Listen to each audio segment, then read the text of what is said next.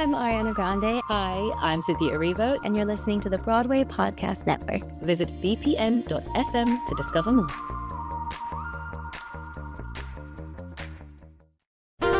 There's a cat over here. There's a cat over there. And the wrong one died. And the wrong one died. Welcome to The Wrong Cat Died, the podcast breakdown of the catastrophe. I'm your host, Mike Abrams, and today we have another amazing guest. He was on the infamous U.S. National Tour 5 as Tumblebrutus, but he's also performed in, I believe, over 9 productions and has casted it before and has done a ton of work on cats and is currently a casting director at the Fulton Theater in Lancaster, Pennsylvania. So welcome, Joey Abramowicz, and thank you for joining me. Hi, thanks for having me. I'm excited to dig into the casting piece because that's something I just haven't talked as much about, and I mean, you've done this so many times and so many different versions and productions and played characters. So I'm excited to hear all your different takes. But I always want to start at the beginning because you are in the era that was like right around the 1998 movie of being probably like, it's not like you grew up with it as a child and you watched it as a little kid, but what was your first introduction to the show? Was it that movie or was it some version that traveled around the country? I was a theater kid, grew up in New Orleans, and my parents, they fostered my interest in it. So instead of celebrating Mardi Gras when I was in 4th grade, we took a trip to New York City, and I saw Cats on Broadway in 1989, I think it was. So that was my first introduction to it. I'll never forget Green Eyes, during the prologue. It's just crazy. And then going up and, meeting old dude on the tire. So you got to go up at intermission? Oh, they still did that back then, yeah. So that was my first time with the show, and then obviously, yes, I was graduating high school in '97, so that video came out. I was going to college as a theater major, and I excelled at dance, so I of course gravitated towards that show, and I was a gymnast, so that was like the perfect show for me to be in. Yeah, and I lucked out. I lucked out and got to be a part of it early on. So did you, like, when you saw that show and you saw it the first time and being a gymnast and being a dancer, did you gravitate towards a Tumblebrutus or somebody who did some of the tumbling passes? Oh yeah, absolutely. I mean, I don't think I really remembered character names when I was younger. And even when seeing the DVD, I just was like, oh, well, this is a perfect show for me. Like I just, I was a strong tumbler, a trained tumbler. I knew I could tumble 8 times a week and be healthy. So yeah, and then when I got the show, it was kind of like one of those dream things where I picked up the phone and called my parents and was like, "Oh my gosh, you guys aren't going to believe this," That's amazing. So yeah. Was it the first one? If you were a theater kid growing up and you did New York trips, like where was Cats in that? Like, was it the first thing you went and saw, or was it a couple trips in? No, that was the first trip to New York. We saw Cats, we saw Les Mis, we saw A Chorus Line, and Nonsense.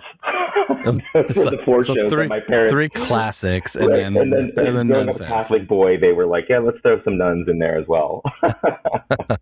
Wow. Okay, so this is first trip. How old were you at that first trip? I was 89. I was 11 years old. Yeah. Okay, so you were an age where probably all the sexual stuff went over your head. Oh, completely. And it's just a dance numbers. It was just a big dance show for me. Mm-hmm. And then you get it, but walk me through your Cats resume, because you emailed it to me, and it's extensive. So just as a performer, not as on the other side of the house, but as a performer, you've done it 9 times? 9 times total, yes. I've done, so the first time I did the show, I had been in New York for about a year. I went on a small national tour prior to Cats, and when I went to the audition, and it was for the Equity Tour had closed when Broadway closed. So when Broadway was closing, they closed the Equity Tour. And then I went out, I was auditioning for replacements for the second year of the non-Ec Tour 5. Yep. And I was in the audition. It was one of those classic auditions where there were like 60 guys there, and then it turned into 10 guys. Then we had a call back the next day, and I was like, I'm getting this. I'm so getting this show, And we all exchanged numbers, and we all said, hey, be in touch if you hear anything. And they all started getting offers, and I didn't get it. And I just was like, I don't understand. How did I not get the show? Fast forward about 4 weeks later, my house phone in my apartment rang, and it was director choreographer Richard Stafford, who was kind of like, we called him, he just took care of the show for years on Broadway, and he was who I had auditioned for the tour. they needed an immediate replacement for Tumblebrutus at Westchester Broadway Theater, which was the first theater that was doing the show regionally after it had closed on Broadway. I literally met him on 10th and 49th in a car and drove up to Westchester that night and started learning the show in a conference room and went on 6 days later. So 6 days. Wow. I learned the show in 6 days. Yeah, I was 23, so it was like I was a sponge. I absorbed it, and I remember telling the sound guy at Westchester the day that I went on, I said, "Don't turn my microphone on because I don't know all the words yet. I know the dances, but I don't know the words." So that was my first time with the show, and then I ended up going out on that tour, tour 5, as kind of a replacement for the first few months. When the Tumblebrutus would get injured and have to be out of the show, they brought me in. And then he ended up leaving the tour, and I finished out tour 5 that year of the tour. So that is crazy. So you basically were like, they were trying to fill in the tour in year 2, like they were going to start replacements. Yeah, I think your former guest, Jean-Michel, Tucker and I, we were, not Tucker, but Jean-Michel definitely, we joined that tour as newbies.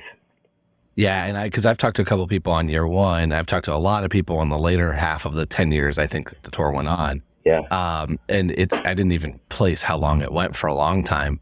But yeah, okay, so you go in 6 days, learn the show.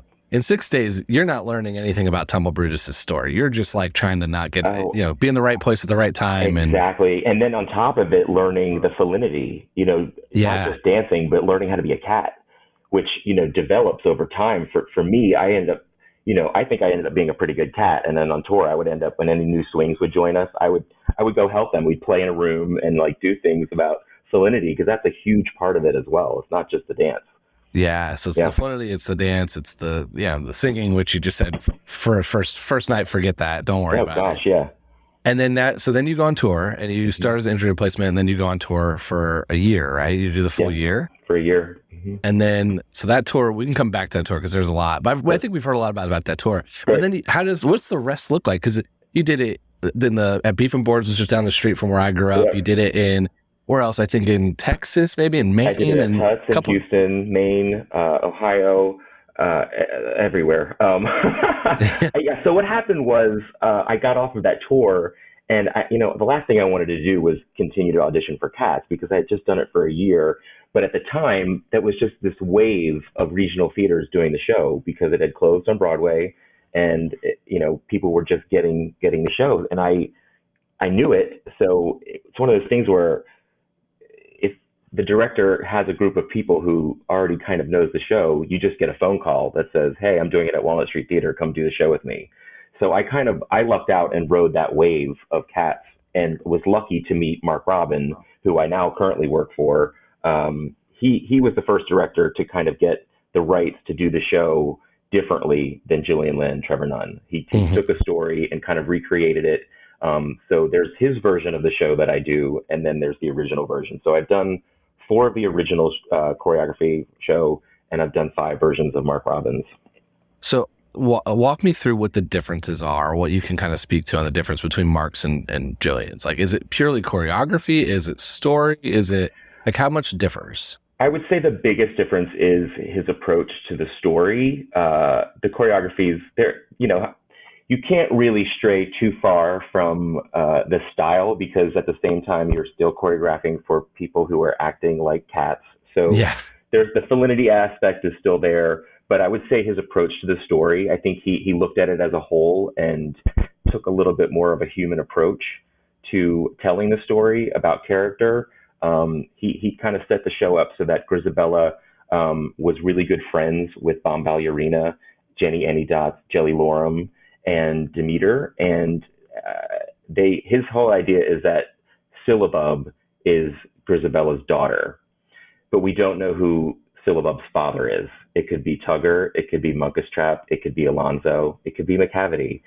But his story is that Grizabella left her baby with those girls, her friends. And so the reason why she's rejected when she's coming back, at the top of the show, is because these girls were like, we can't be friends with you anymore. You've left us, and we took care of her, and we haven't told her who you are. So that's the attraction of Syllabub to Grizabella in Marc's story. And I think it's just the way with the staging, it just kind of comes across as a more human story that I think an audience can follow. Yeah. Well, so that's always been, and why this podcast exists, is my gripe is when I saw, and now granted, I saw Andy Blankenbuehler's choreography. So I saw like a not totally different show, but I now have learned from the super fans, like there's a pretty wide split between people who don't like that there was a redone, but that's all I knew. I know the 98 movie because that's all I have access to. And the show I've seen, which is Andy's. Which is a version of the original, yeah. Mm-hmm. Yeah, so Marc's version is more storytelling, which is what my gripe was with what I saw in Andy's, is that there is no storytelling. So I kind of always thought maybe it was Victoria was Grizabella's daughter, and the same type of thing you're saying, but the storyline is coming back for her. Yeah, that's more the original kind of story and concept, I think. Victoria's definitely featured in special in Marc Robin's version of the show, but the story about a possible child is more syllabub in his version. What other backstories does he add? Because like I love the character development part of this that seemed loose, and I understand that from like the original where they're just like the joke is like it's just cats, it's like it's just cats. Like that's not really that story development as much as I think the fans have added to it. But it seems like Marc has added some because to tell it more of a human element. Yeah, I think the other big point in his production is that they're all they're coming to present themselves to Doot to be chosen that night. Yeah. They're all coming to get his votes to go. And then, he uses, I think it's Gus and it's Jenny are his two other contestants that are, kind of get they're in the final three with Grizz. And the cats as a whole are kind of the jury. They even kind of, during that portion of the show, they were all kind of lined up almost like a jury, and they nod and they say, no, not Gus, not Jenny. We want her. She's the one that should go. Okay. So it is it's a crowd vote, and it's between the final three, and they pick Grizz. Okay. We'll get into that at the end because I have gripes with that. And one other thing, he sets the show in different places. So it's been done in an abandoned amusement park. We did it in an abandoned theater. We set it in in Ohio. We did it in an abandoned tire factory. So we were all on all these tires everywhere. It's a cool concept. God. Yeah. One version, Grizabella was on. She was on the tassel of the curtain and ascended over the audience to the back of the theater. That was her exit to the Heaviside Layer. Wow. Yeah. So it's cool. That's what we go to theater for, is to, why would you want to go see something that you've seen before? Take a different approach to it, and show an audience a different version that they may not even think they need to see, All right. Well, we're going to spend the end of this, me trying to convince you and Marc to let me do my version that I want to do. Let's hear it. Let's get into it now. I want to do a version where the audience votes on the Jellicle choice. And since if you stage it regionally for 3 weeks, or even on a tour, you could do this where the cast, let the cast go belt their numbers and then let the audience vote on who do they think was the most fun that night. And I love the idea of it because it brings in this element of it makes the cast a little competitive to have fun of who really sold their performance, but also whose friends and family are in the audience tonight. Can they stack the vote one day and then just let that person go? I don't think it dramatically changes the story that much because you still have Grizabella singing memory. She still comes back. She either rejoins the tribe. She can go hang with Syllabub for the rest of the year. And whoever goes just goes up on the tire, and then you still do your Addressing the Cats and you end. I think that'd be so fun to have an Edwin Drew style every night. Who knows? Who went out there and delivered? We actually did that on his approach to Chorus Line. We actually did that where the Zach chose a different different people to get the show each night. So you didn't know if you were going to get cast in the show that night. You worked your butt off to say, hey, pick me tonight. See? I want to be in the final line. I think there's something to it. It doesn't even have to be audience. It could be old Deuteronomy just making the pick every night. Right? It could be, but I think that there's some like you said, you go to theater to see a different experience. Imagine if all of a sudden Cork Pat got picked because their whole family and dance studio came that night. Can you imagine? Tonight it's the twins. The twins are going. Yeah, but I love that. I would absolutely love that show. And if I'm a casual fan that's just seeing this, never seeing the show, I'm still gonna get my memory. I'm still gonna get the part that the only part I knew when I went in was memory. I'm like, I don't know anything else about this show except for their cats and there's memory at the end. And so I'm like, you still get that. You get your power ballad to close the show, or not even close the show, but to like bring that back. And then it's like, oh, it's going to end. Then there's one more song that kind of confused me to begin with. So you still get the same experience. You just, for the like super fans, you get a little bit more of a fun of like, well, why can't we have a different choice? Right. I got to say, I love it. Let's do it, Mike. Okay, I'm ready. I mean, my goal, I've already accomplished one goal, which is I was able to give theories to the US 6 tour to perform on stage, like very random, weird. These aren't going to change the show, but like, could you play this with this character this day, which is a little offbeat. But my real goal is to do like, to help. I can't produce or done. I know nothing about theater. I couldn't choreograph it. I have no idea what goes into this. But I'll come to Lancaster if we can do this, and I can help you just like with some of the, let's do this version. I'll help market it. We'll help sell it. It'll be great. It's why they call the show, it's now and forever. You know, it's gonna happen forever. So let's make it fun. I love it. We can do it. I mean, I'll call the people at Beef and Boards. Let's go. They're half that crowd's there to eat anyway, so they're not going to notice the difference. Oh, that's the whole other aspect of doing cats in dinner theater. It's a whole nother world. So let's continue. Yeah. Let's keep going. So you like, where were all the other places you did it? And now I'm really curious, like, what were the settings of it? Like you said, Tire. That's very Tommy Boy in Ohio. If you did Tires. So that first time when I went to that audition, I saw Mark's call for Beef and Boards, right? And I got off of tour, and I almost didn't go. It was in the morning. I was like, I don't want to do cats. I just did it for a year. Yeah. But I had heard his concept in that there was a cool production that he did at the Marriott in Chicago. So I was like, you know what? I'm just going to go and see what his choreography is like and just, use it as a dance class. So I went, and I had never met him before. I had never auditioned for him before. I just was like, the way the man runs a room was just so amazingly professional and warm and welcoming that by the end of that audition, I was like, if I don't get this, I'm going to be really pissed off because I really want to work with this guy. Yeah. And that was my first time at Beef and Boards, was in 2003, 2000. It was like right at the end of the year. So yeah, I had never worked with him. I had never like done that. It was hard because it was kind of taking what I had learned and was like embedded in my brain of what the show was and letting it kind of go and just try to absorb what he was. It's a tweak. It's like a variation. Right. And at the same time, on his end, I think it was, him going, oh gosh, it was myself and Jean-Michel and Tucker Ty were in that production with him that were from that we were the only ones that had done the original show before in that cast. So I think he was kind of looking at us to be like, are you guys okay with this if we do this? And at one point, we all three were just like, we are here for you. We want to do your production. Let that go. Let us be here and do it. I love it. I didn't realize they did it. Neither of them mentioned it. I've got Indiana stuff directly behind me, and neither of them mentioned that they did Beef and Boards in Indianapolis. So Tucker Tucker did a production with him somewhere else first. Okay. Jean-Michel and I were in that production, and another person from tour, Adam Walters, was in that production. Okay. He was an Alonzo from tour. So what was your setting in at Beef and Boards? Was it Junkyard? That first time it was an abandoned theater. So they built a fake proscenium that was sideways and oversized. We could climb up over it and lay on top of the proscenium. There was a fake curtain with a tassel. There was like a spiral staircase that looked like it would have been backstage. Yeah.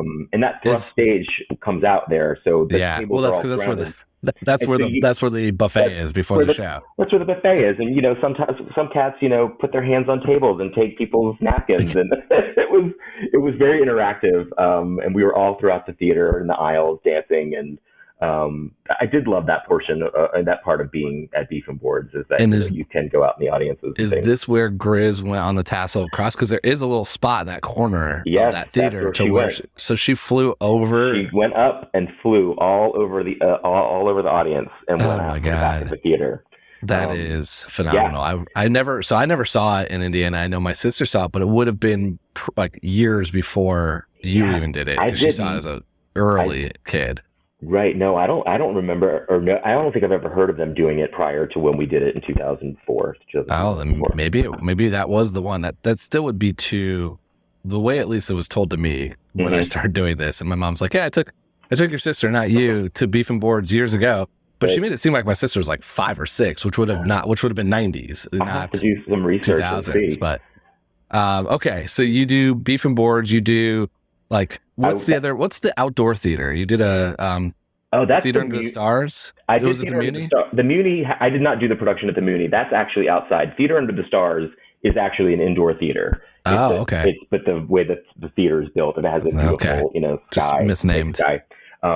That show there, I did Marc's version, but we did it on the original set. So that was also weird to do his show on the original set, because my brain would then click into, at this part I usually run up and jump on the tire, or run up and get up on the oven, and I'm not that character in this play right now, Yeah. Because were you playing as were you McCavity then? I usually play McCavity for Marc Robin in that production. I've covered Tugger for him, Skimble in the original.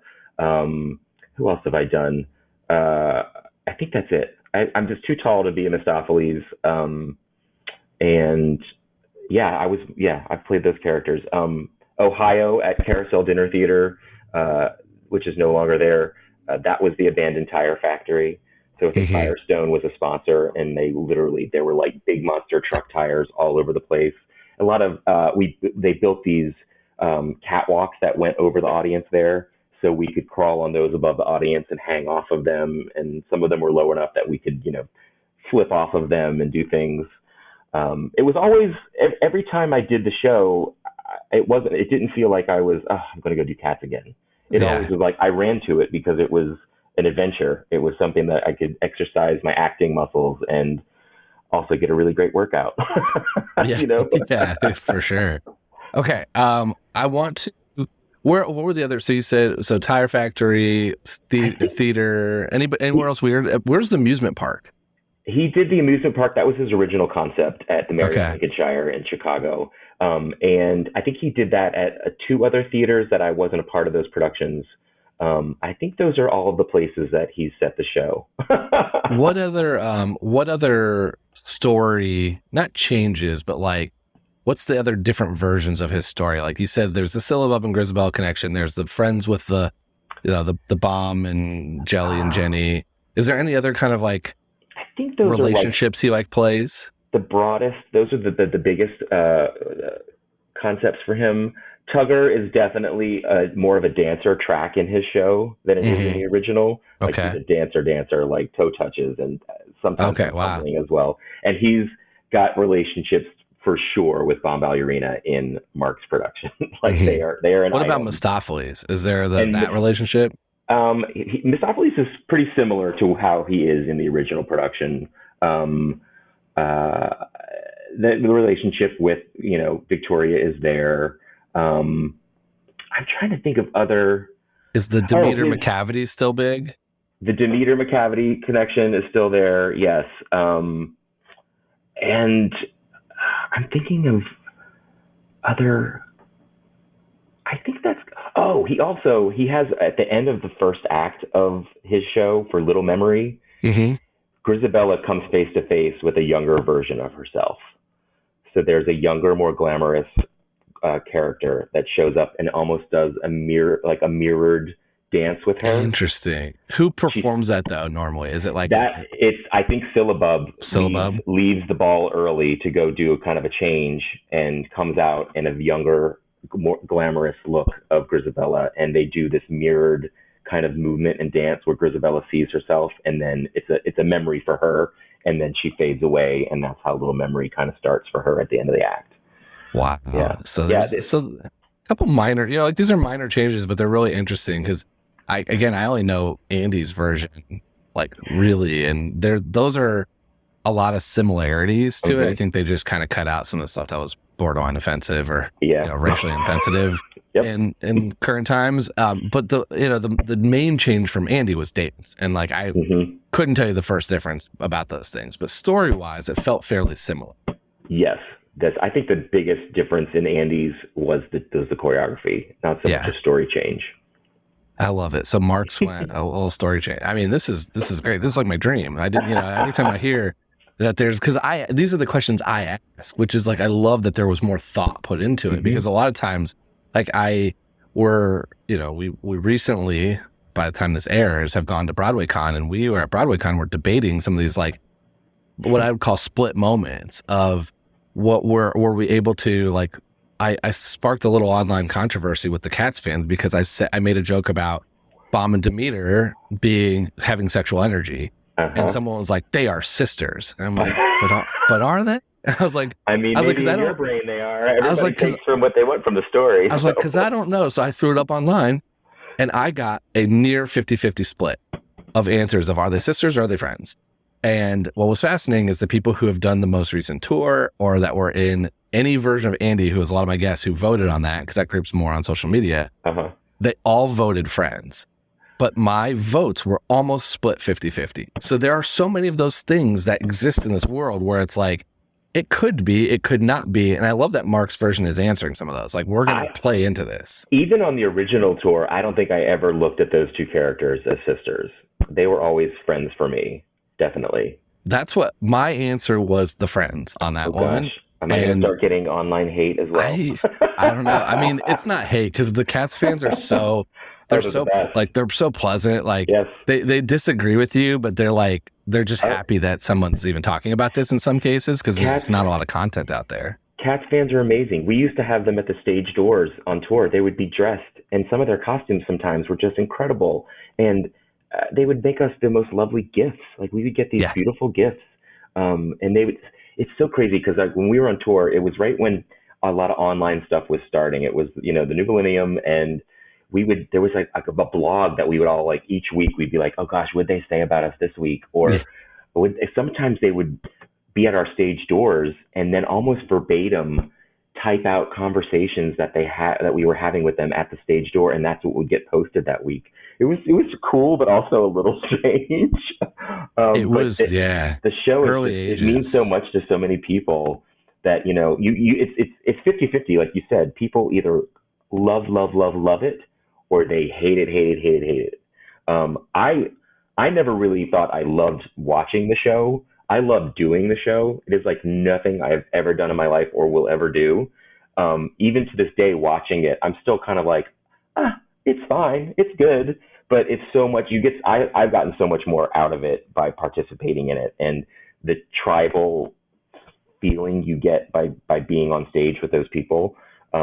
It's the intimacy of it, the connection you have without speaking a word to anyone else. It's like nothing I've ever done before. Yeah, because I don't know. People ask me all the time because it's podcasts, like if I'm a super fan of the show, and I'm not even sure how I feel about the show. But what I like about it is the world it created and the open opportunity it has for this like deep kind of like comical analysis of the characters. Like, that to me is fascinating that there is no answer. Like, I love that part about this because it's so open ended.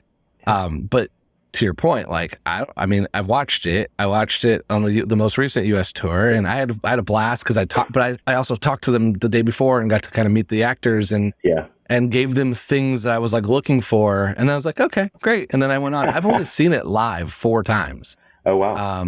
And they were the first time I saw it in 2016. Mm-hmm. Exactly a year later, a friend wanted to come. And then I saw it back-to-back days when I went to do the video with the 2000 or the sixth, the most recent, the sixth tour in DC. Mm-hmm. I saw it back-to-back days. I saw the night when they did it, and then I just happened to be filming with them before their show. So I was like, well, I might as well just stay here before I take the train back to New York. And so that's it, though. And I've seen it on the 1998 movie on YouTube a couple times, or clips of it.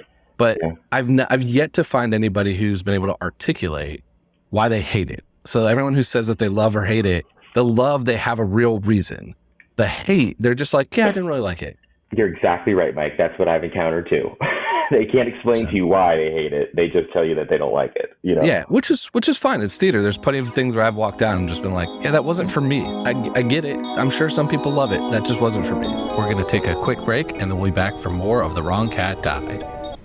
I want to pivot because I want to talk about casting. Because you are like working in casting, and this is a show that like it can have some variations. And I think the one that I've noticed over the years is the Grizabellas have gotten younger. Mm-hmm. And I don't know if that's just a byproduct of like the tours I've seen recently, or just that they're looking for younger. But when you like, what does that casting say? What's it like being on that side of the table, having done it so many times on the other side of the table?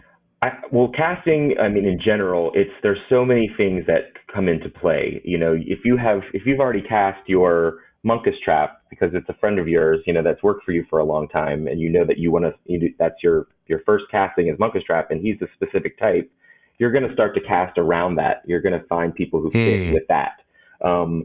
I think I'd mentioned this too in our earlier conversations before the podcast. You know, I think the original show has a very specific way of casting. You know, the Bombs are always, you know, tall, thin, lanky girls. The Cassandras are in that same world. The Victorias are, you know, petite, and the Mistos have to be like, I think, under 5'7" or something like that. The Alonzos have to be tall. The McCavities have to be tall.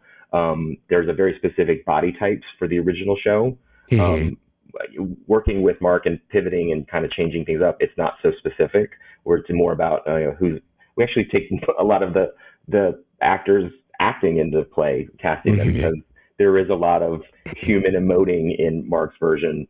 I guess to actually answer your question, casting it, obviously it's a huge dance show and a huge singing show, which I don't think people realize how hard of a sing the show is actually as well. So you have to find triple threats. You have to find actors who can dance really well, who can sing really well, and can act, because at the end of the day, yes, you can take the dance from it, you can take the singing from it, but it's one of the most amazing acting challenges I've ever had in my life. So to find a good combination of all of that, and then at the end of the day, you also want to cast kind, good humans. You know, you want to create a group that's going to make that show. The show is all about relationships and how you interact with one another physically and emotionally. So, you know, that's for me, that's what casting that show is like for me. Yeah, I think, you know, it's interesting to hear you say that, because there's some where there is like a lot of precedent for this. So there is it's 40 plus years. People know, they have some expectation that it can't be so far off that it becomes kind of strange. But at the same time, there's like some positive evolution of like body types. So, you know, it's like, let's be more body positive and have a lot of these things where if the person is talented and capable of doing the number and a vision, like, why does that does Bomb have to be that tall, or does this have to happen? So I love that there is some evolution there, and you're right, it is a huge, like, there's booth singers, like that's something that doesn't happen in most shows, right? Gosh, no, on tour all of our swings they sung in the booth. There were 6 or 7 of them at a time, you know. I want to go back to your discussion about the Grizabellas too, but I did want to say that on tour there was so much injury that happens in the show that I remember our stage manager coming on the call one day before, at half hour, saying that it was the first time that we had our entire playing company in like 76 days. Like we hadn't done the show in 76 days without swings on. And sometimes these swings, I mean, I'm raising my hands to the swings of the world because you're unsung heroes. They would come on mid-show. We call them swing bitches is what we called them. We would anyone else that wasn't on as a swing, if you had to go on mid-show, you would rush to them and help them get their makeup on, help them get their unitard on, get their mic on, get them ready to go on. There were times on stage where, like, I did the couple's minuet in the poem before the ball, or during the ball, I forget, with Cassandra. And I didn't realize that from the time I had seen her before, like a couple minutes before on stage, to the time I got to her at couple's minuet, it was a different actor because the swing had come on between, something had happened to her. So yay to the swings. But the Grizabella question, I don't know why that is happening, or if it's, I mean, if you look back at like Betty Buckley, she's an older woman now in 2023, but she was a fairly young woman, I think, when she originated the role. So she wasn't too old when she did it. I've had all over ranges with my Grizzes in all the 9 times I've done it. Some of them have been very young, some have been on the older side. Me personally, I like a more seasoned actress playing the part. It just seems it's better for me story-wise, because she doesn't necessarily have to dance. You don't have to put her as a double in the first number. You can fill that out. It's not necessary. So I tend to like Grizabellas who are a little more seasoned in their careers. I think it just brings way more depth. to the story. Interesting. And the character. Yeah, they don't. I know that they like now a lot of times they dance in the opening number as Baby Grizz. And they, to me, for Grizabella, I think all I would care about is can they sing? Can they sing Memory or not? And they can come out and act, and can they work that costume? And I got to do the show in Houston with Linda Balgord, who closed Grizabella on Broadway. And just watching her work, I mean, that I think when I did it there, I had done it. That was like my 5th or 6th time doing the show. I got to do it with Ken Page, who was the original Dooley, which was also so amazing. And I designed the makeup at that production. So handing both of them their makeup plots to say, hey, here's what I have for you. Please don't feel that you need to do this. And then watching them incorporate my design into their makeup throughout the run, and just watching their professionalism and approach to the show and having such knowledge and history with it I get chills even talking about it right now. This is a great experience as an actor. Yeah, I can only imagine. So fascinating.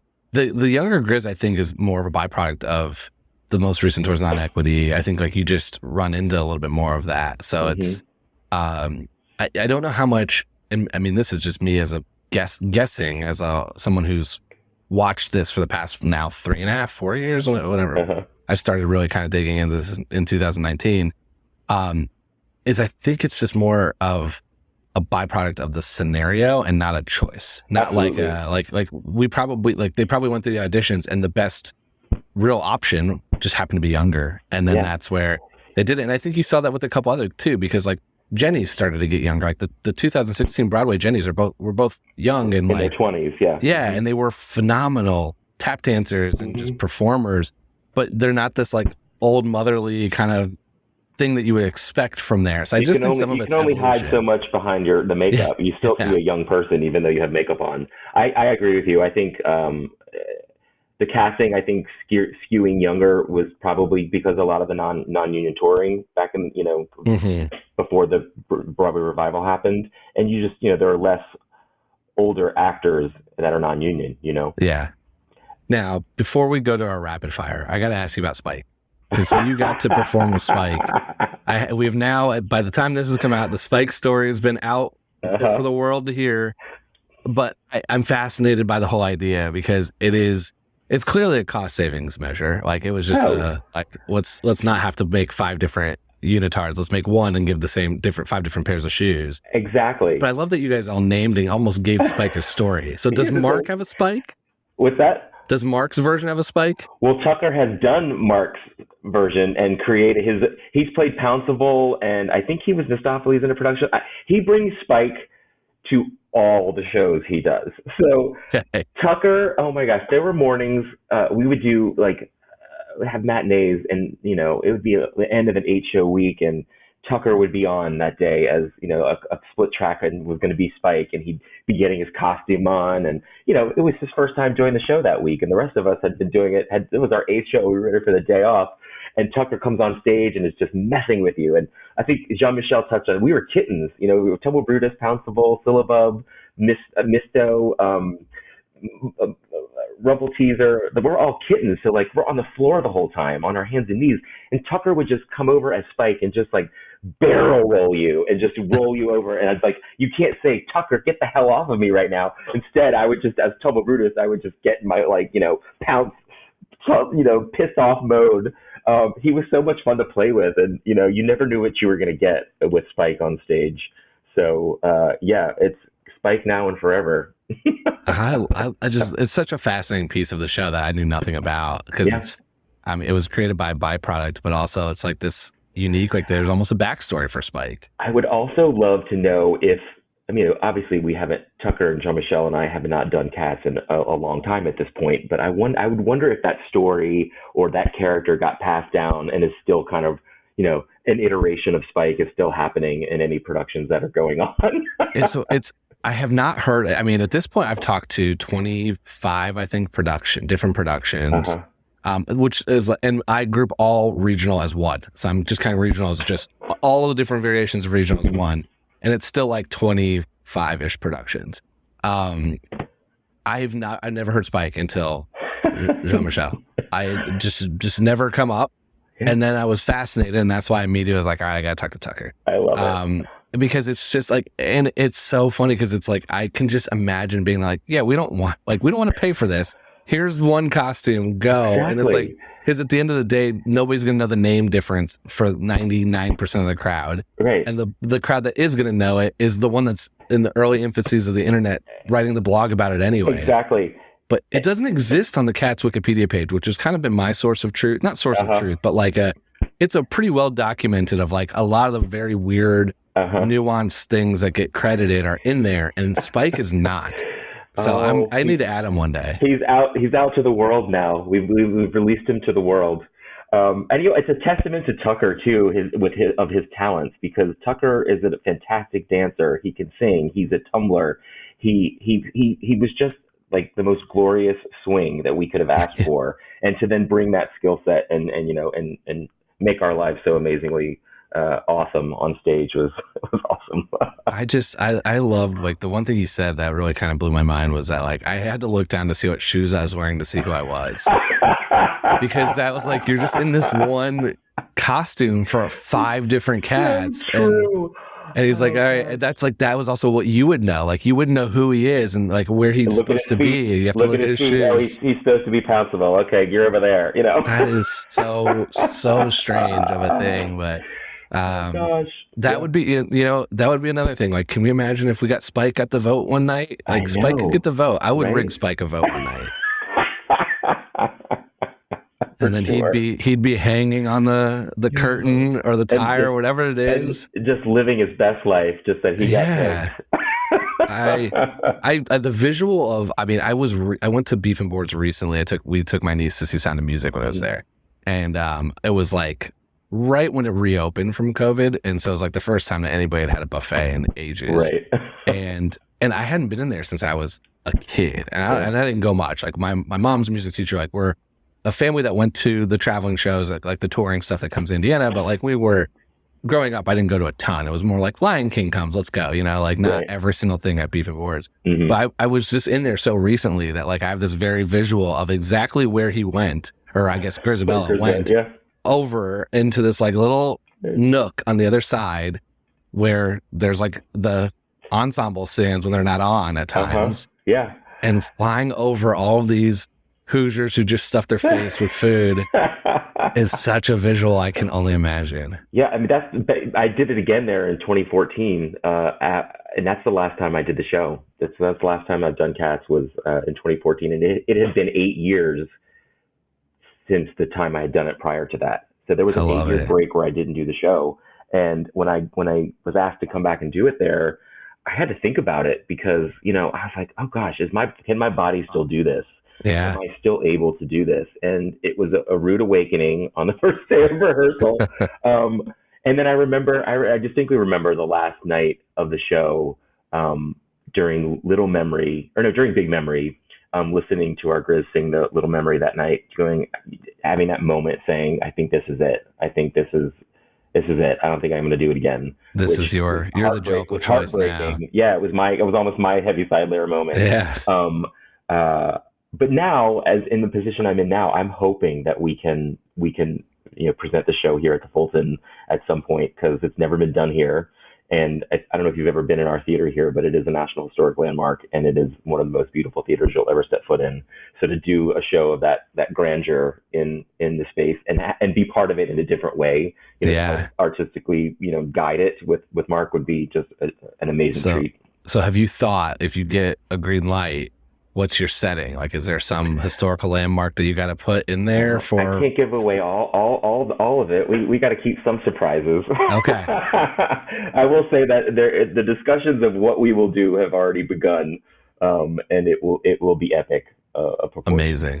Well, I hope you get the ability to do it, and when you do, there's nothing more than I would like to do than to come to rehearsal. Yeah. And when you do the story day, and you talk through, I want to just be there and a fly on the wall, or to be able to just give like, hey, let me tell you what a bunch of other people have said. Because I know that there was a regional production recently in Atlanta, and I've talked to some people in that cast, and they use the podcast as a way to hear how other people have approached their character. Mm-hmm. So it's like, I'm almost created, like, I feel like I'm documenting history of like, here is how this Mistopheles thought about being Mistopheles in this production and how they handled it in the West End for this Victoria and vice versa. So I think that's one of the best things about the show. If you're starting from scratch to set it with a new company, is to take a portion of rehearsal very early on and just say, hey, everybody, take the next day or so and really think about who you are in this play and what your connections are. And that just doing that and sharing that with the rest of the actors just sets you up for success, because you're like, oh, I never thought about that story. Let's see how we can work on that and make that come so the audience even sees that story. I love it. It's one of those shows that I don't think they had any idea what it was going to do or be, and it's just become this phenomenon. There's an interview I think Hal Prince had early on where he just said, everyone kept asking me, what is it about? What is it about? And he said, it's about cats. It's just cats. Yeah, it's just about cats. Well, and it's way more, and we've uncovered that. Yeah. But, okay, we got to do some rapid fire. If you could go on one night for any cat, whether you've done it before, you could fit, like if it's male, female, physically could do it. Who would you want to go on as for one night? Oh, Grizabella. Just the princess track. Just come in 15 minutes. I want to be able to stand there in some fancy heels and a fabulous dress and just sing Memory. I love it. Hands down. Who are your favorite and least favorite characters in the show? Oh gosh. Doing it or watching it? Either. I think I'd have to say my favorite characters are probably Mungo Jerry and Victoria. Okay. What about least favorite? Which cats bug you? Cats that bug me. Play-Doh. Play-Doh. Okay. I never understood that. I guess it's there because usually Play-Doh then leaves and turns into McCavity. So he's there as I just never really understood that character. I don't necessarily hate it. I just didn't really ever understand it. That was one I didn't realize how much more time the Play-Doh McCavity track is in Play-Doh than in McCavity. Mm-hmm. So it's kind of one that I've dug into recently a little bit, but I think that it might be the episode after you. So that's why I'm like, I don't know if it's coming out. I think in the original show, he would come on he'd still be Play-Doh at the top of the second act. And then when Gus comes out, he would leave and go start the makeup change to McCavity. Yeah. But I just never understood. I never had a huge relationship with the character. Okay. So I'd say that. Okay. Favorite song from the show? Oh gosh, I think the Moments of Happiness, maybe, or I mean, obviously, Memory is a beautiful song, but that's just the cliche answer. I think it's so crazy to say, but I think doing that song, to just sit there still and look out and just place where you're at in that moment in the show, to have the old dude sing that, and that was always a really cool moment, I think, in the show, is Moments of Happiness. My fun one is, if one cat was going to be a casting director, who would be the best at it? If one cat was going to be a casting director, who would be the best at it? I have to say myself, right? Yeah. Well, no, I mean like character, like not a performer. Which personality of one of the characters would be best at doing it? I'm going to go with probably Cassandra. Oh, okay. Cassandra, she's just so regal and has I think she has a check on everybody in the show.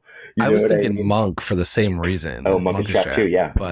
But no, I like Cassandra's a good answer. Cassandra's such a cool character. I think I'd want to play her for one day too. Okay, yeah. Okay, $1 million question. You've done this many times. I want to hear you, Joey.